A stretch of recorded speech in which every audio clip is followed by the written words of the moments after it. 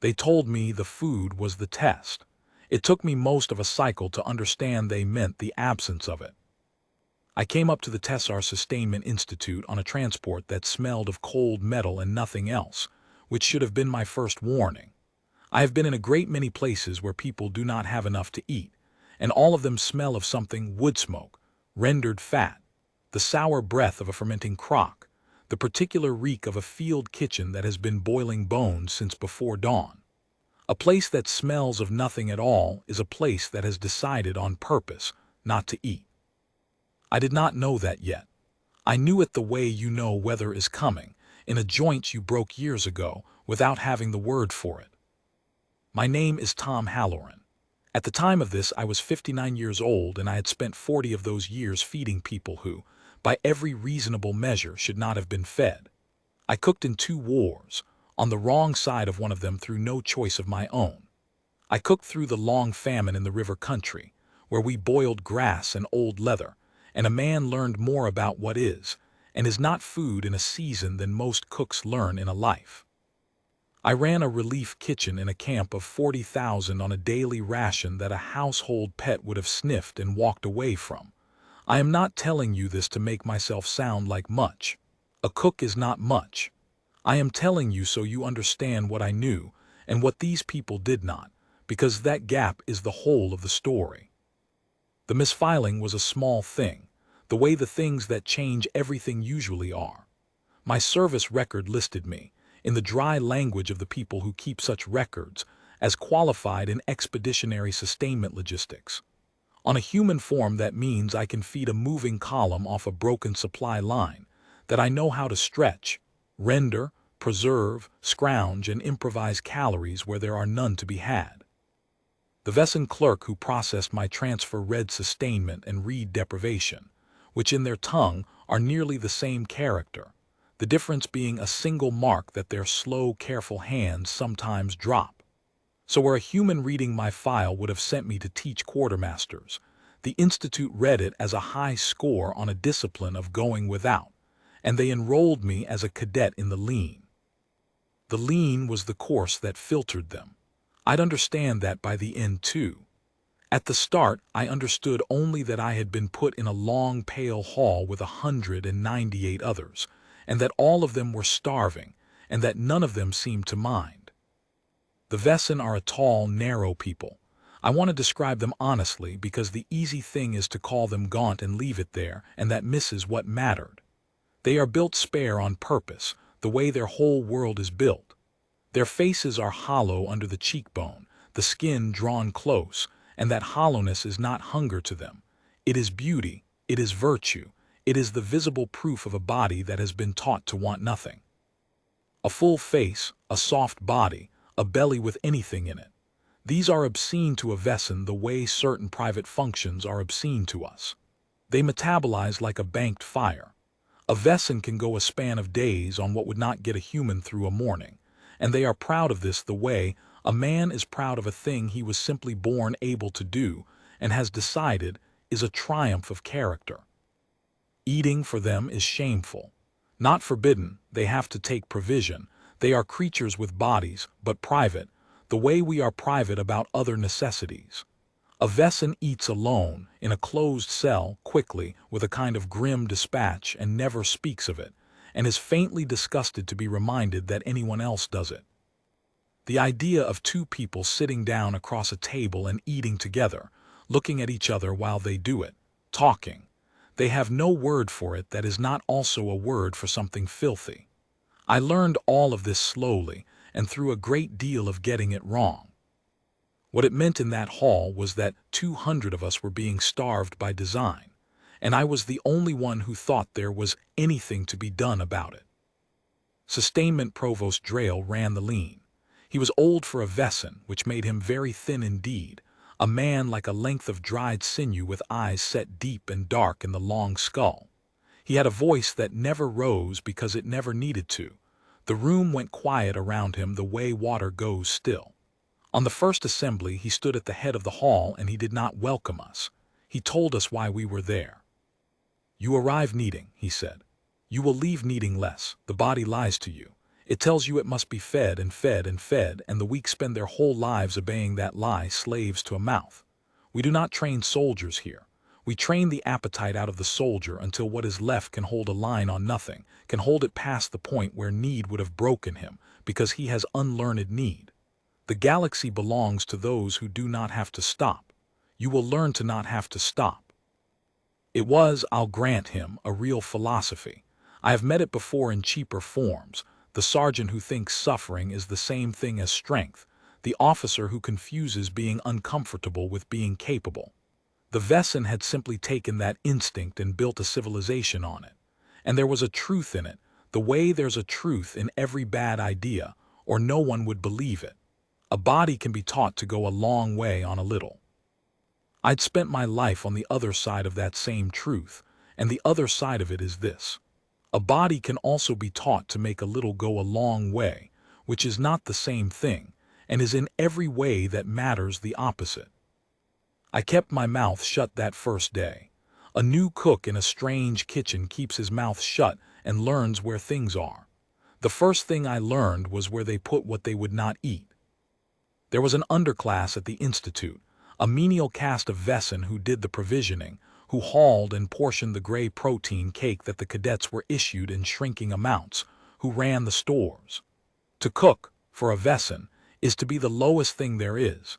It is to spend your hands in the filth of food so the worthy don't have to think about it.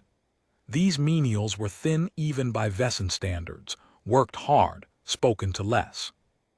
And behind their stores, in a cold vault that the cadets never entered because there was no reason a cadet would ever go near food on purpose, they kept the discard. The discard was everything provision had thrown off.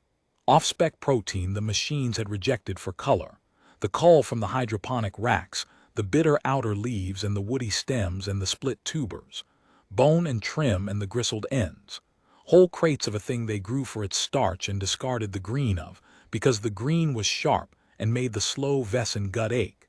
Sacks of a dried legume gone past the date the machines liked. A barrel of something fermented by accident and set aside as spoiled. To a Vesson, all of it was garbage, worse than garbage. It was the part of food too foul even to be the shameful private thing they choked down alone.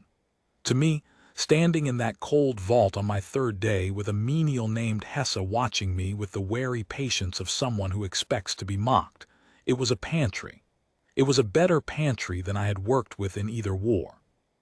Hesse was old, older even than the provost, bent from a life of hauling, and she'd been told her whole life that her hands were dirty because of what they touched. She watched me pick up a split tuber and turn it in the light, and she watched me not flinch, and something moved behind those deep eyes that I would not have a name for until much later. I asked her, in the careful pigeon we built between us over the following days, whether anyone ever used any of it. She looked at me as if I'd asked whether anyone ever ate the floor. I want to tell you I had a plan. I didn't. I had a habit. A cook in a place with food and hungry people does the thing his hands have done 10,000 times. It isn't a decision any more than breathing is. But it took me a while to begin, because the first thing the lean did was try to break me along with everyone else, and a man has to find his feet before he can use them. The grind of the lean was its own kind of brilliant, and I respected it the way you respect a thing built to hurt you. Each day the ration shrank. Not dramatically, a Vesson does nothing dramatically, but steadily, a portion this morning a hair smaller than the portion the morning before, so that the body never got a clean shock to rally against, only the long gray slide of a little less and a little less. Between the meals that were not meals were the drills, long stillness drills where you held a posture for hours, marches that went nowhere across the cold yards. Lessons where Drayle or one of his under-provosts spoke about the lie of the body and the freedom of needing nothing, while the cadets sat with their hollow faces composed and proud. And the cadets began to fail. This is the part the philosophy never advertises. They failed in different ways, and I watched all of them, because watching is most of what a cook does. There was a young one, Os, a Vesson barely into adulthood, narrow even for the breed and softer than she'd ever admit. She failed the way the young fail, which is to say she failed slowly and silently and with enormous shame. She held her posture in the stillness drills with her jaw locked and her hands trembling where she thought no one could see. And at night I heard her in the bunk cell across from mine, making the small, careful sounds of a person not letting herself cry. The lean was working on her exactly as designed. She was learning to need less. What no one seemed to notice or care was that she was disappearing while she learned it. There was a heavy one, not a Vesson at all, a four-armed laborer of a species called the Drell, broad and dense, and built for a high-gravity world named Vun. The Drell had come to the Institute the way the strong sometimes come to a place built by the weak, to prove they could pass the test on the test's own terms.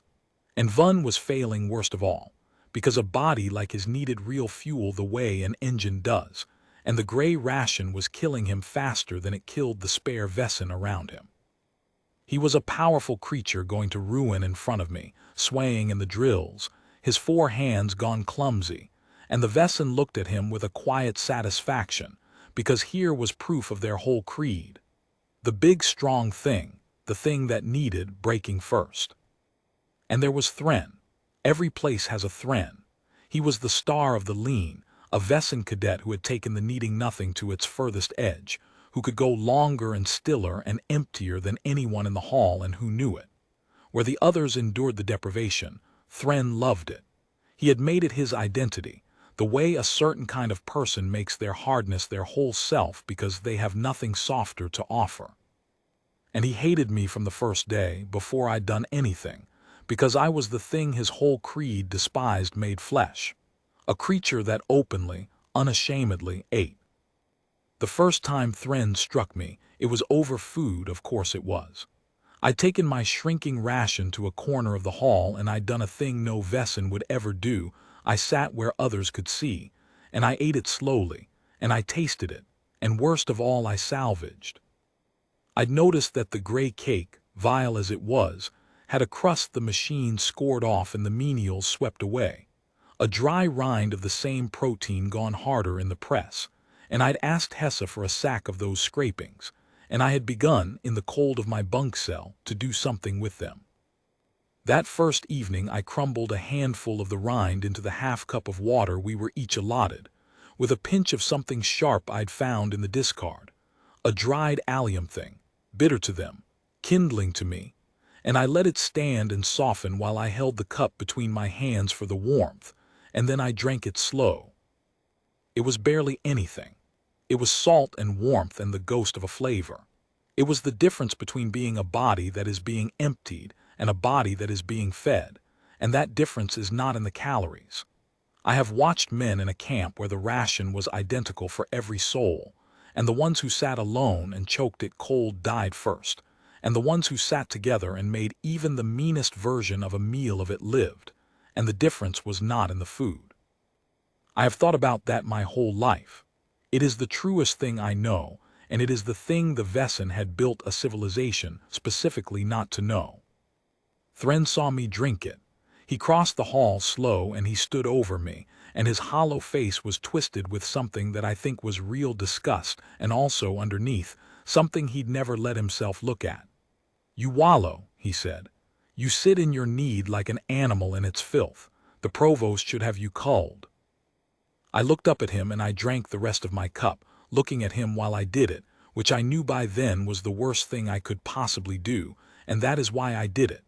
He struck the cup from my hands. It was empty by then. The gesture was the point. The cup rang on the floor and a little of the warmth I'd left in the bottom darkened the stone, and the hall went still the way it did. 200 hollow faces turned to watch the human be corrected. I picked the cup up off the floor. I did not stand. I did not raise my voice because I have learned that the man who needs to raise his voice has already lost the argument, and I was not losing this one. I just hadn't won it yet. "You've never tasted anything in your life," I said to Thren, conversationally, the way you'd remark on the weather. "Not once. You think that makes you strong. I think it just makes you sad." He didn't have an answer. There's no answer to a thing said plainly that happens to be true.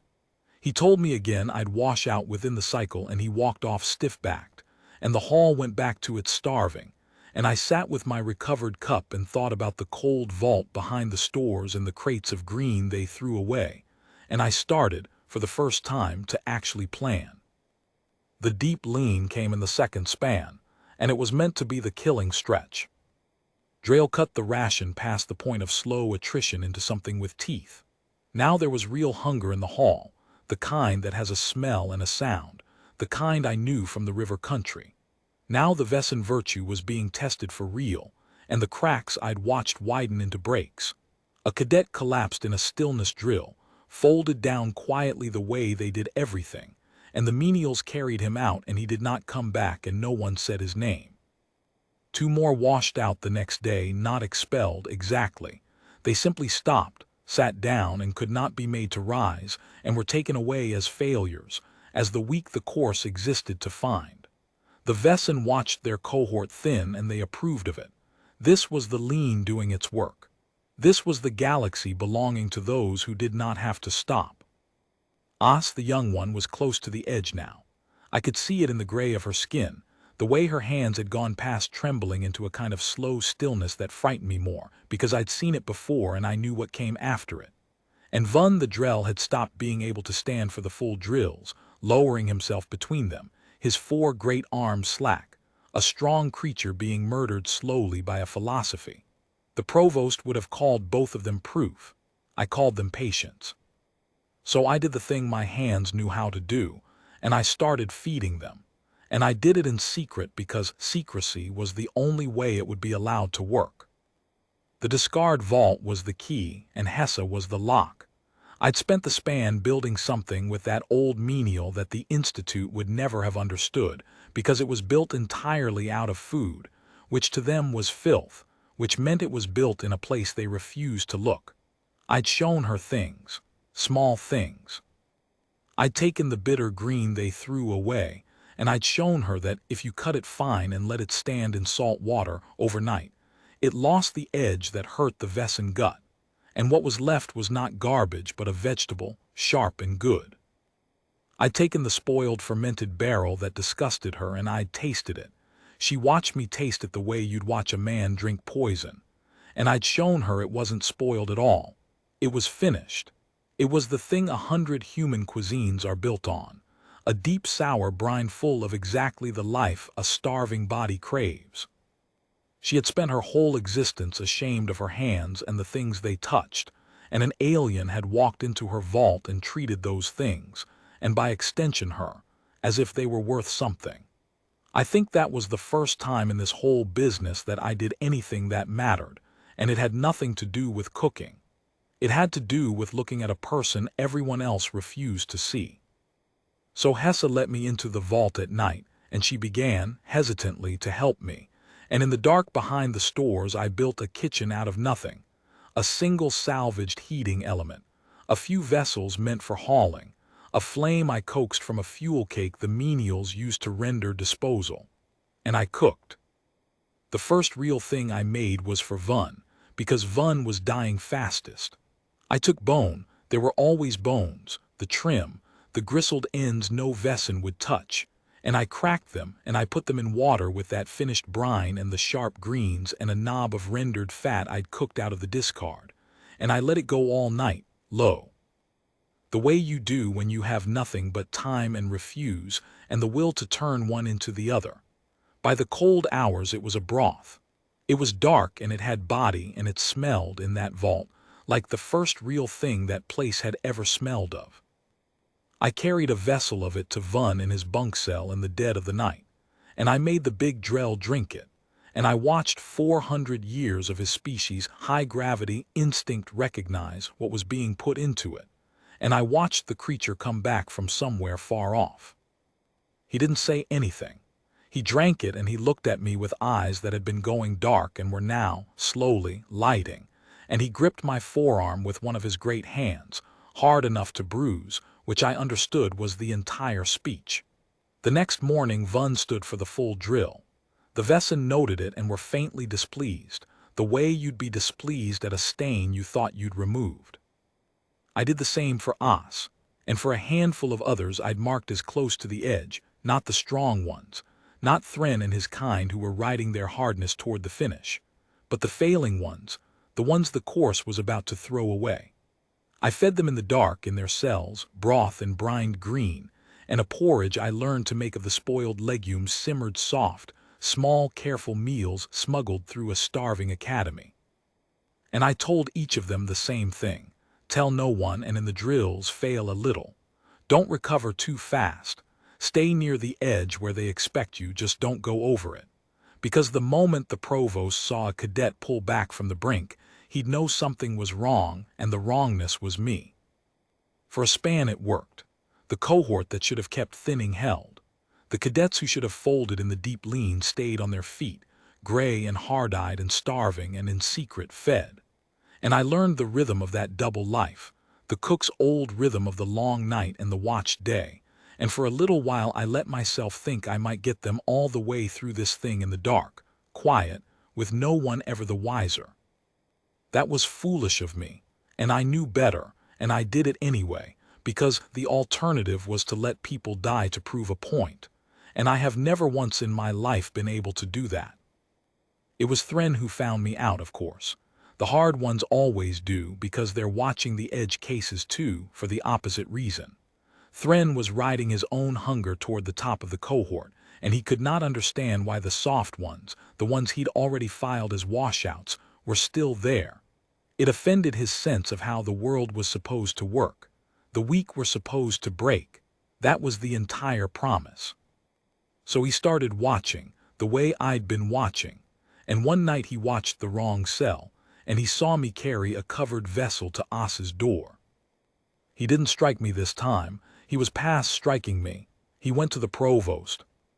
I found out the next morning when the menials did not let me into the stores, and Hesse would not meet my eye, and there was a stillness in the hall that was different from the usual stillness, a held quality, the room knowing something I just walked into. The underprovosts came for me before the first drill. They did not lay hands on me, the Wesen fine touch nearly as private as food. They simply formed up around me and walked me to the provost's chamber, and the whole hall watched the human go, and I knew the look on 200 hollow faces by then well enough to read it, and what I read was that they thought I was finished.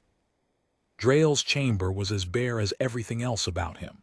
He stood when I came in, that length of dried sinew, those deep dark eyes, and on the table between us, and I understood it was meant as evidence, as the proof of my crime was one of my vessels, the broth gone cold, a skin formed on the dark surface of it. He had had it brought. He did not, of course, touch it. He looked at it the way a magistrate looks at a weapon used in a killing.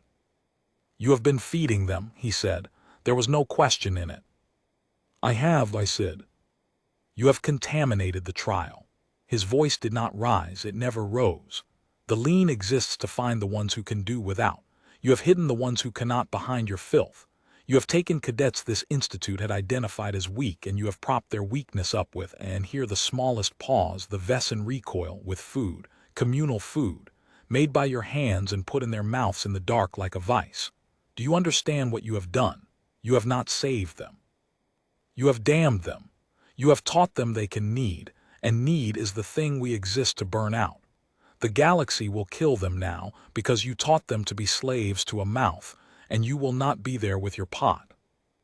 I let him finish. He'd built that speech a long time ago, long before I came. He was just finally getting to say it to a thing that proved it. And I want to be fair to Drael, because the easy thing is to make him a villain, and he wasn't one. He believed every word. He had buried cadets for 40 years and told himself their weakness killed them. And a man who has done that cannot afford to believe there was ever anything else he could have done, because that belief is the only thing standing between him and the weight of 40 years of graves. I have known officers like that on the human side. The cruelty is real, and the conviction behind it is also real, and the second thing is what makes the first thing so hard to forgive and so impossible to hate cleanly. "You're right that I fed them," I said. "You're wrong about the rest, and I can prove it, but you won't like how." He went very still. "Prove it." "You think feeding a body makes it weak," I said. "You've built all this on it, so here's what I'll do. The hollow's coming, the last stretch, the real filter, where you give the whole cohort nothing at all and find out who's left. Don't change a thing about it. Cut them off the way you mean to. 200 cadets, the empty days, the works, and let me feed them through it. His head tilted, that long skull, the way they did when a thing didn't compute. All of them, I said. Not in the dark. In the open. Every cadet in that hall fed by my hand through the worst stretch you've got. And if I'm wrong, if a fed cohort goes soft and breaks where a starved one would have held, then you've proven your whole life in one stroke in front of the entire institute, and you can cull me and the lot of them with my blessing. But if I'm right, provost, if 200 fed cadets walk out the far end of the hollow stronger than any starved cohort you've ever pushed through it, I let that sit. Then you'll know what I know, and you won't be able to unknow it. It was a foolish thing to offer. I had no idea whether I could feed 200 people for the length of the hollow on a vault of garbage. I had a vault, and a flame, and HESA, and 40 years of hands, and the oldest piece of human knowledge there is, which is that there is almost always more food in the world than the people who own the world are willing to admit, and that the difference between famine and feast is most often nothing but a cook and the decision to share. Drayle looked at the cold broth on his table for a long time. And then, I did not expect this, and it told me more about him than anything else had. He reached out one thin finger, and he touched the dark skin of it, and he drew the finger back and looked at the trace of it as if it were blood. He had never in his life touched a thing made to be shared. I think in that moment some old buried part of the man, the part that all his discipline had been built to bury, lifted its head. The hollow begins at the next assembly, he said. Feed them then, and when they break, you will understand at last what you should have learned a long time ago, that there is no kindness in a full hand. There is only the cruelty of teaching a creature it cannot live without you. We'll see, I said we would. I did not sleep before the hollow, and I did not want to. There is a kind of night a cook lives for, and it is the worst night and the best one. The night before you feed an impossible number with nothing, and I'd had 2 of those nights in my life before this, and I would not have traded either of them for an easy year. I went down into the vault with HESA, and I laid out everything that place had thrown away, and I looked at it the way a general looks at a map, and I started to cook for 200. Let me tell you what the Vesen had thrown away, because the throwing away is the whole of it. They had thrown away bone, crates of it, the trim of every provision for years, more bone than I could use, and bone is broth, and broth is the thing a starving body recognizes before the mind catches up. They had thrown away the green of the starch plant, sharp and bitter to them and bright and good once you knew to wilt the edge off it. They had thrown away the fermented barrel, and a dozen more I found behind it, deep and sour and alive. They had thrown away whole sacks of the dried legume, because a machine had read them as past their date, and they were not past anything. They were exactly what you want, a dense, quiet protein that asks only for time and water and will feed an army if you let it. They had thrown away the rind and the cull and the split tuber and the woody stem, and there was, in that cold vault, more genuine food than the entire starving institute was being issued, sitting in the dark, called garbage, because the people who owned it had decided that food itself was shameful, and so the realist food, the food that took knowing, the food you had to make, was the most shameful of all. I lit every flame I could rig. HESA brought the other menials. I had not asked her to. She did it on her own, and they came down into the vault 1 and 2 at a time, those bench-shamed creatures who'd spent their lives with dirty hands, and they stood in the warmth and the smell of that vault, and something happened to them that I will not pretend I fully understood. They had never been in a kitchen that wasn't a punishment. They watched me crack the bones and start the great vessels going, and they began, without being told, to help, to chop and to haul and to tend the flames. And as the night went on, their hands moved faster and surer, remembering a thing their species had decided to forget, that to feed people is not the lowest work there is. It is the oldest and the best. We made a broth that night that I am not ashamed to put against anything I ever made on earth. Bone and the sour brine and rendered fat and the bitter green gone sweet with cooking, The legumes simmered down until they gave up their body into the dark of it. The sharp allium thing, salt. There was salt. They threw out a mineral coal that was half good salt. Of course they did. It went on for hours, and the vault filled with the smell of it. A smell that rolled up out of that buried place and began, I would learn, to seep into the hall above, where 200 starving cadets in the first empty hours of the hollow lay in their cells and breathed in, for the first time in their lives, the smell of food being made to be shared, and did not have any idea what it was doing to them.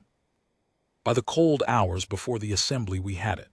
Vat on vat of it enough. I'd done the arithmetic the way you do. The cook's arithmetic, that is the only math I was ever any good at, enough for 200 and more behind it, and the means to make more. I had Hesse and the menials carry the vessels up. And then I did the thing that was the actual point, the thing that was always the point, the thing that had nothing to do with broth.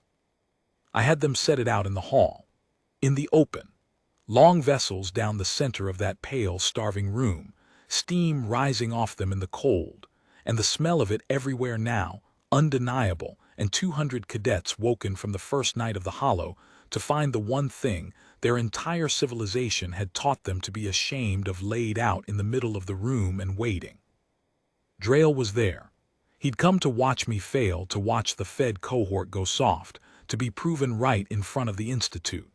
He stood at the head of the hall, that length of sinew, and beside him stood Thren, hard and triumphant, certain he was about to see the human and all the weak ones culled together.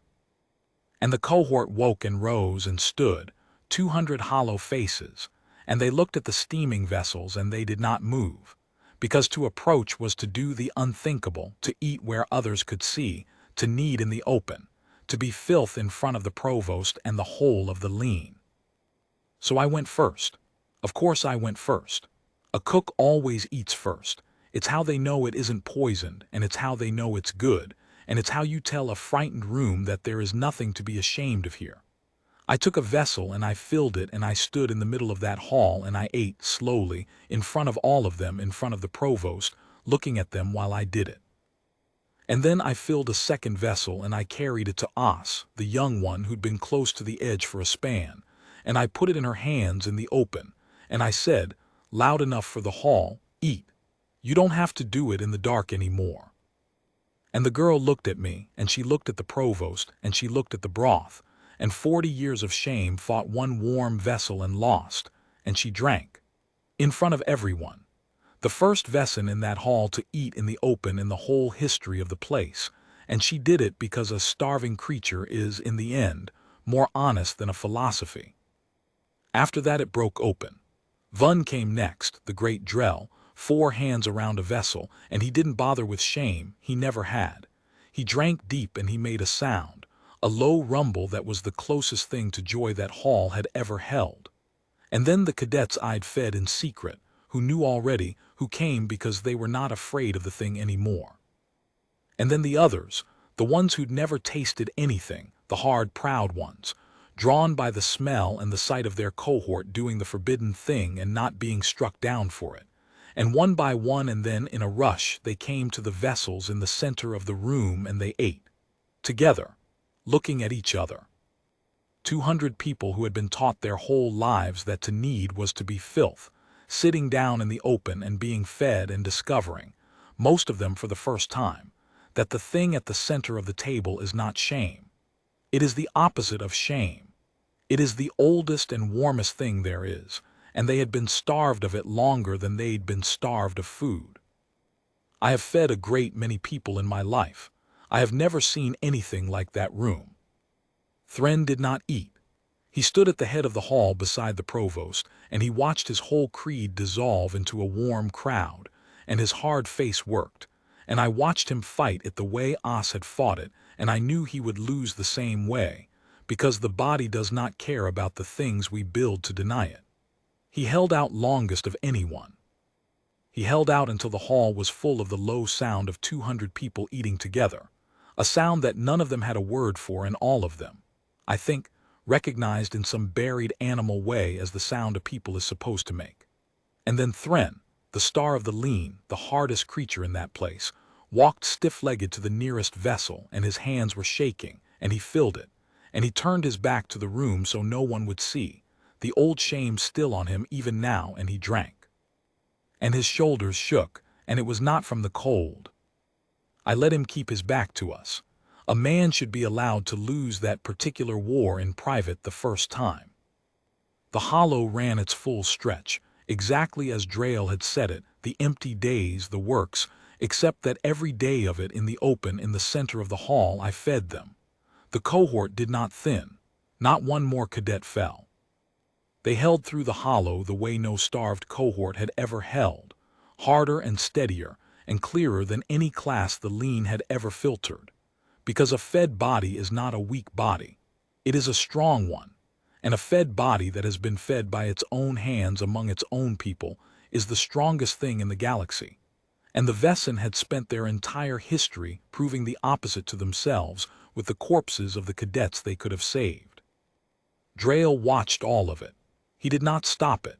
He had given his word, and whatever else the man was, he was a man whose word meant something, and he had said feed them and find out, and he was finding out.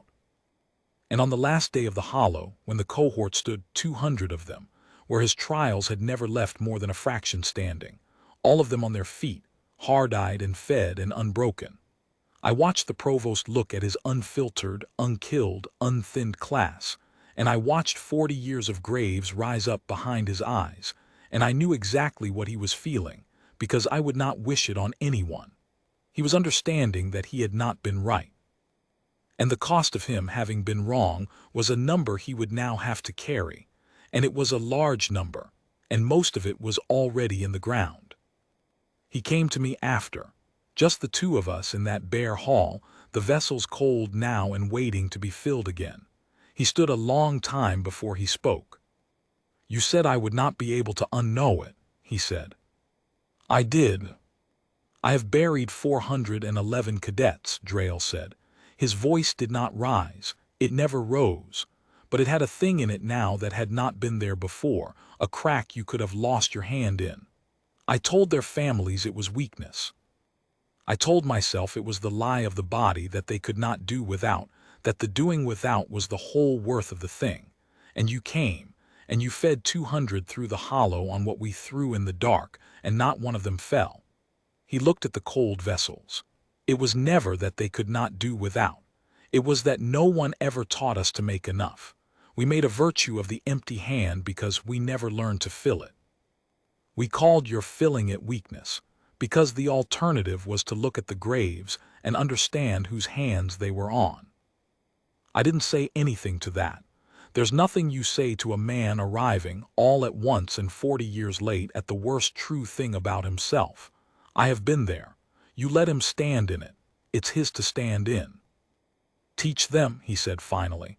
"Not the lean, the other thing, the thing you know." He looked at me, those deep dark eyes. "Teach my menials, teach my cadets. Teach this place to feed itself in the open so that the next 400 do not go in the ground for a creed." And then the provost of the lean, the length of dried sinew who had built a life on the empty hand, did the second thing I did not expect. He walked to a cold vessel and he filled it, and he stood in the middle of the hall where his whole cohort could have seen him had they been there, and he ate in the open, alone but not hidden, an old man taking the first unashamed meal of his long-starved life. His hands shook the way Thren's had. He did not turn his back. I think that took more out of him than the rest of it combined. I stayed on at the Institute longer than I ever meant to, which is what always happens. They had me teach, the way Drayle asked, and I taught the menials first because the menials were the ones who already had the hands. All they'd ever lacked was anyone telling them their hands were worth something. Hesse ran a real kitchen by the end, an open kitchen in the center of the hall, and the shame went out of that old creature like water out of wrung cloth, and what was left underneath was a cook, which is what she'd been her whole life without being allowed to know it. Von the Drell stayed too, and grew back into the powerful thing he was meant to be, fed at last like a body built for a heavy world deserves to be fed. Os finished the lean at the top of her cohort, fed and unashamed, And the last I knew, she was teaching the open table at an institute on the far side of Vesson space, carrying the thing onward the way these things carry, hand to hand, the only way anything good ever travels. Thren I am less sure of.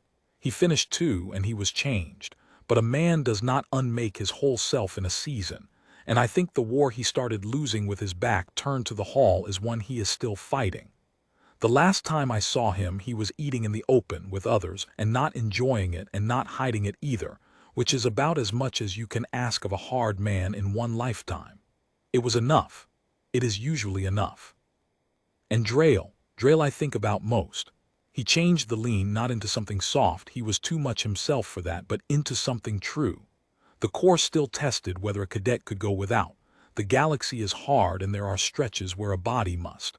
But it tested now, the harder thing alongside it, the thing the empty hand had never had to learn, whether a cadet could make enough out of nothing and put it in someone else's hands. He kept that broth recipe. He had it written down, the bone and the brine and the bitter green gone sweet, in the careful slow Vesson hand, and he put it where the cadets would find it. And the last I heard the cohorts of the Tessar Sustainment Institute call it by a name that does not translate cleanly, but comes close to the first warm thing. People ask me sometimes, the ones who hear a piece of this, whether I taught the Vesson anything. I always tell them no, and they think I'm being modest, and I'm not. You can't teach a creature a thing its own body doesn't already know. I didn't teach them to need. They needed all along. They just built a whole world to call the needing a sin. I didn't teach them to make food out of garbage. The garbage was always food. They just decided not to see it. All I ever did, the whole of it, was the one thing I have done my entire life in every kitchen, in every war, and every camp, and every starving hall I was ever fool enough to walk into. I lit a fire. I put what no one wanted into a pot, and I made it so that nobody in the room had to eat alone in the dark anymore. That's all cooking ever is. It is not a small thing. They had 200 soldiers trained to need nothing, and they were proud of it, and they were burying their young to keep being proud of it. And it took one tired human and a vault of garbage and a single long night to show them what every cook on earth has always known and never thought worth saying out loud, because to us it is as plain as breathing. The strong are not the ones who can do without. The strong are the ones who make enough, and set it in the middle of the room, and call the rest of us in out of the cold.